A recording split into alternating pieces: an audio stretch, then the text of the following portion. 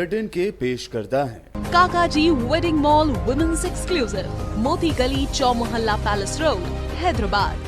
अस्सलाम वालेकुम, आदाब। मैं हूं खलील फरहाद और आप देख रहे हैं BBN न्यूज़। आइए अहम तरीन खबरों की शुरुआत करते हैं हेडलाइंस से। तेलंगाना रेवेन्यू डिपार्टमेंट को खत्म करने की अफवाहों के दरमियान सीएम KCR ने की वजाहत। कहा, VRO सिस्टम हुआ खत्म, रेवेन्यू सिस्टम जूं का तूर रहेगा बरकरार।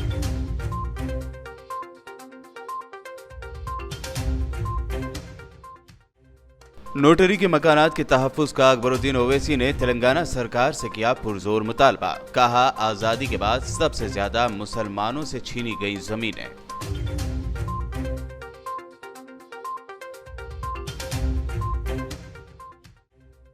तेलंगाना बीजेपी ने किया असेंबली का घेराव, कई लीडर्स हुए गिरफ्तार। कोरोना के फैलाव को रोकने में नाकाम होने का हुकूमत पर लगाया इल्जाम।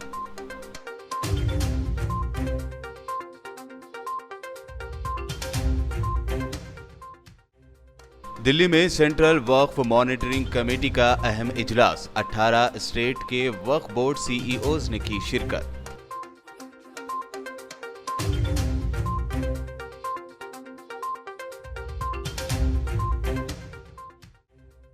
हुकूमत की जानिब से पाबंदी हटाए जाने के बाद मक्का मस्जिद में हुई नमाज जुमा, सैनिटाइजर और सोशल डिस्टेंसिंग का रखा गया पूरा ख्याल।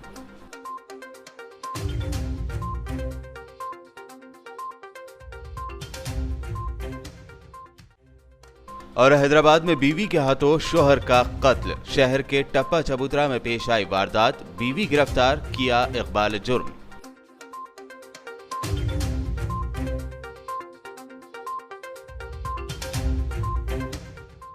और अब पेश है खबरों की तफसील। क्या तेलंगाना में रेवेन्यू डिपार्टमेंट खत्म किया जा रहा है? जब इस तरह की खबरें आम होने लगी तो खुद CM KCR ने इस बारे में असेंबली में वजाहत पेश की। आइए देखते हैं क्या कहना था CM KCR का।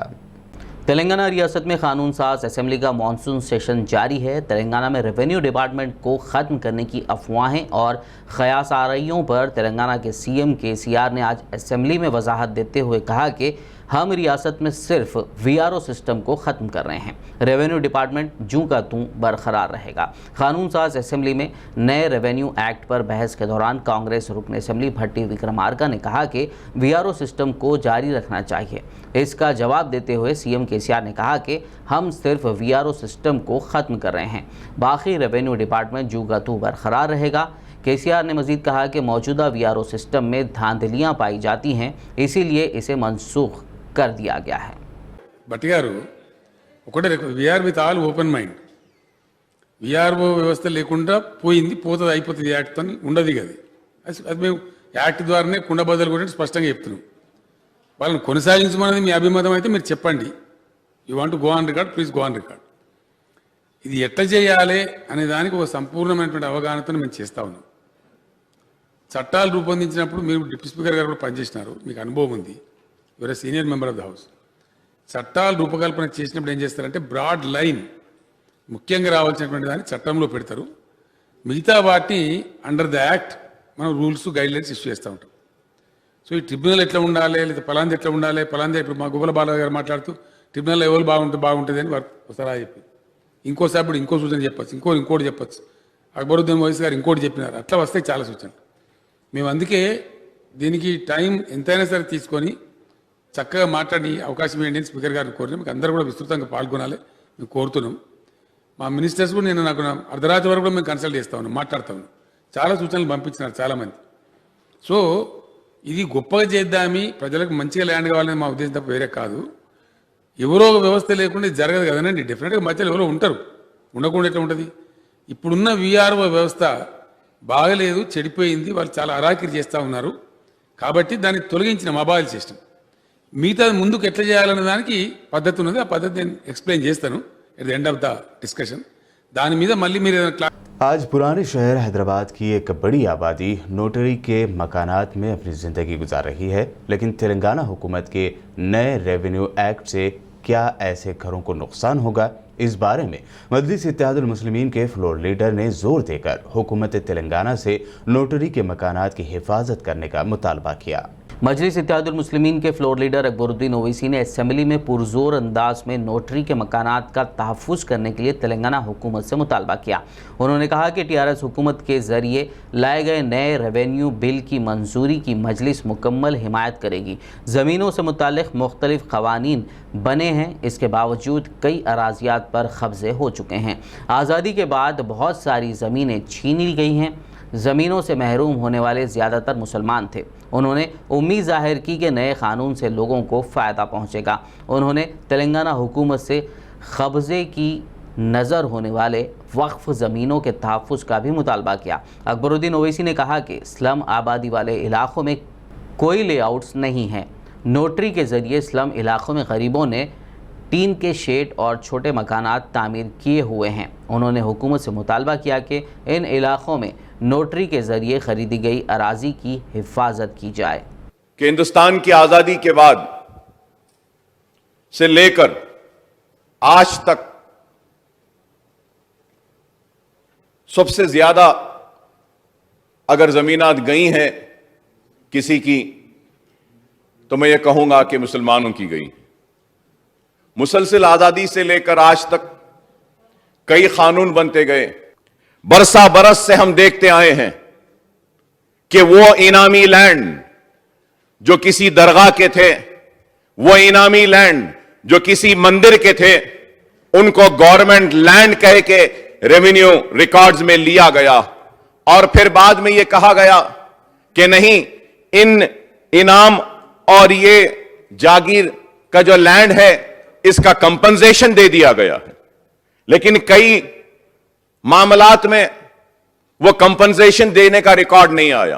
तो मैं आपके जरिए हुकूमत से ये मुतालबा करूंगा कि आपने अपने बिल में ये प्रोविजन लाया है कि गवर्नमेंट लैंड्स को रजिस्टर नहीं किया जाएगा, तो इसमें आप एक इजाफा कीजिए कि वो लैंड्स जो टेंपल के हैं, वो लैंड्स जो एंडोमेंट के हैं, वो लैंड जो दरगाह के हैं, वो लैंड जो मस्जिद के हैं, वो लैंड जो वक्फ है, उनका गजीट जारी हुआ है तो उन लैंड्स को भी रजिस्ट्रेशन नहीं किया जाएगा।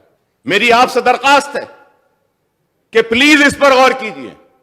हमको किसी ने इंसाफ नहीं दिया। बड़े ही दर्द के साथ, कर्ब के साथ, तकलीफ के साथ, अफसोस के साथ बयान करता हूं कि मैं लुटते रहा, लेकिन वक्त के हुक्मरानों ने मुझको लूटा ही नहीं बल्कि मुझे तबाह बर्बाद किया और कभी भी मेरे साथ इंसाफ नहीं किया। लेकिन आज मैं यहां खड़े होकर उम्मीद करता हूं, तवक्को करता हूं, सेक्युलर जहन रखने वाला चीफ मिनिस्टर, मुसलमानों से हमदर्दी रखने वाला चीफ मिनिस्टर जरूर हमारे साथ इंसाफ करेगा और औकाफी जायदादों का ना सिर्फ तहफ्फुज करेगा बल्कि उन जायदादों को वक्फ बोर्ड के हवाले करेगा। अगर जो बहुत ही नाजुक मसला है, इसके ऊपर भी फैसला लेना जरूरी है और वो मसला यह है कि पुराना शहर और नए शहर के बहुत सारे स्लम्स जो हैं, स्लम्स जो गवर्नमेंट सरप्लस लैंड था लेकिन गवर्नमेंट पोजीशन नहीं ली और बेचने वालों ने बेच दिया, लेने वाले गरीबों ने उसको खरीद लिया, रजिस्ट्री नहीं हुई, नोटराइज डॉक्यूमेंट पे ले लिया। आज तकरीबन 80% पुराना शहर और नए शहर के स्लम्स नोटराइज डॉक्यूमेंट पे हैं। तो हम सवाल मेरा आपके जरिए चीफ मिनिस्टर साहब से यह है कि हम इस बिल में क्या कोई प्रोविजन दे रहे हैं जिसके जरिए कि हम नोटराइज डॉक्यूमेंट्स को रजिस्टर्ड डॉक्यूमेंट्स की तरह ट्रीट करेंगे। तेलंगाना के शहर बोधन से टीआरएस एमएलए शकील आमिर ने असेंबली में ऑनलाइन क्लासेस की शुरुआत के बारे में किस तरह की तैयारियां की जा रही है, इस बारे में तफसीलात तलब की। The Honorable Minister, how many buildings are in constructions right now, and when we are going to complete the other buildings sanctioned by the government? Apart from it, speakers of the facilities we are providing for the online classes which are going to start soon. If at all any details regarding it, then you know every parents are waiting for it. So I would like to request Honorable Minister Garu to provide details for any infrastructure specifically provided for the online classes. और speaker साहब, minority residential school में junior colleges जो start करने की बात चल रही थी 11th और 12th, क्या इस साल से हम इंटर फर्स्ट ईयर स्टार्ट कर रहे हैं तो किस तरीके से कर रहे हैं, उसके भी बारे में थोड़ा सा डिटेल्स अगर प्रोवाइड करें तो मेहरबानी होगी। तेलंगाना भारतीय जनता पार्टी ने कोरोना महामारी को कंट्रोल करने में तेलंगाना सरकार की नाकामियों के खिलाफ असेंबली का घेराव करने की कोशिश की। इस मौके पर एहतजाजियों ने सरकार से मांग की कि 17 सितंबर को तेलंगाना मुक्ति दिवस ऑफिशियल तौर पर मनाया जाए। वर्धनपेट के फॉर्मर एमएलए के श्रीधर की क़यादत में असेंबली के गेट नंबर 2 पर बीजेपी कारकुनों ने धरना दिया। बीजेपी कारकुनों ने सीएम केसीआर डाउन डाउन और तेलंगाना सरकार की मुखालिफत में जमकर नारेबाजी की। पुरजोर नारों और पुलिस की जानिब से बीजेपी कारकुनों को पकड़कर हिरासत में लेने के वाक़े के दौरान इलाके में थोड़ी देर के लिए हालात कशीदा हो गए थे। बीजेपी महिला मोर्चा के भी कई ख़वातीन को हिरासत में लेकर एहतजाज की जगह से दूसरी जगह मुंतकिल किया गया।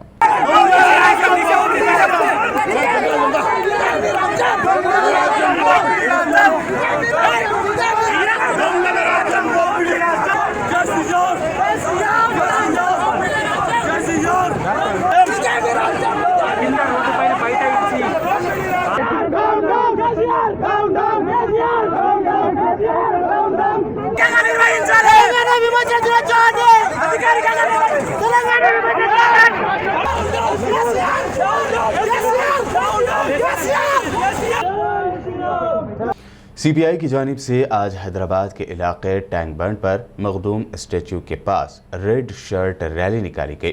1946 से 1951 तक चली इस तहरीक से, जिसे तेलंगाना आर्म्ड स्ट्रगल के तौर पर जाना जाता है, इस ज़िमन में ये रैली निकाली गई। इस मौके पर सीपीआई तेलंगाना के secretary C Venkat Reddy, national executive member Aziz Pasha और CPI leader P Venkat Reddy, Samba Shiva Rao व दीगर मौजूद थे। इस दौरान पुरजोर नारे भी लगाए गए। हैदराबाद के इलाके गोशा महल इंचार्ज विक्रम गौड़ ने केवल सिंह को मंगलहाट डिवीज़न के प्रेसिडेंट के तौर पर अपॉइंट किया है। इस सिलसिले में केवल सिंह को एक लेटर भी हैंडओवर किया गया। केवल सिंह ने बादशाह मीडिया से बात करते हुए मंगलहाट में कांग्रेस पार्टी को मजबूत करने के अज़म का इजहार किया।